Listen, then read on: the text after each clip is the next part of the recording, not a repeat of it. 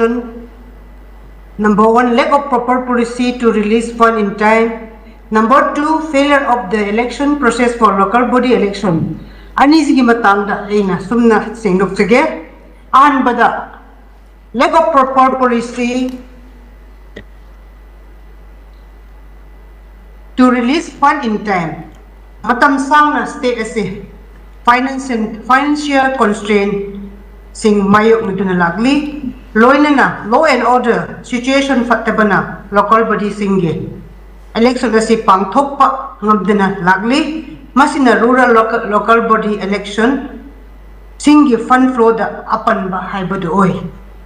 Ani subada failure of the election process for local body election.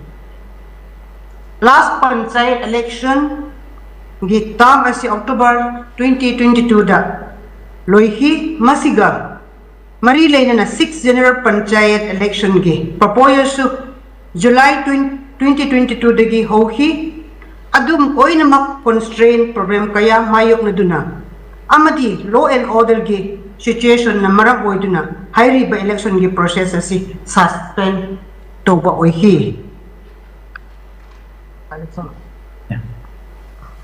yam nungai jere ko honorable concern minister na khumbirak pase visual do usu yam nungai duga ngasagi amatanga hangjau tare khoi law and order na maram oraga hariba local body election DC gi election je pangtok tam hai base simak tang haibi da di phagane bu maram di mai marakta MP election tau ge outer swing narju mai marakta ne ko bong bong pukhai marakta na tau ge ba aduna tau yaraga kari gino local body election di karimta chingda jusing to ali jabni adoga khara kakte kendra amani kake mari manga kake ne chene wasidi yamlaina control to ga ba pone ba shunabta ki masagi adoda mana issue bar ma taun haitara gadi MP election di phajana bom to mrakta tau ge ba aduna kari gi pangthoki bno adam badum tang di habidana sagi sumna koigi sakagi financial crisis laibidagi natra kana to habdi ke sukaide adu now hogisu lono darasi phagalae jo haire ado agi tauna number jo tauna ndo haire aduna sagi adu maktang di koigi lono da maram waraga medan no khumbi bido madu maktang di tawbidana phani kainobu MP election ani do kangarba marakto tawgieba hogiti laisu leitra haibu ne 2025 26 dadi adu katang di tawbiyo. Thank you. Abi kumuge.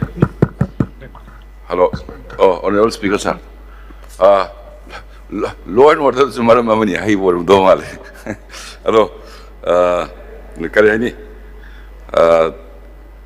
local body singi paisa choba mangi haina haibi do ai lale haijeroi adu ministry da andak hogi koi honorable deputy CM su yawi bani 2023 24 25 26 maram di crisis period sigi di 646 crore tai madu PBO haina kan na haijabani ada hojik pini piroi makti haidri but then yam kenoina kare ni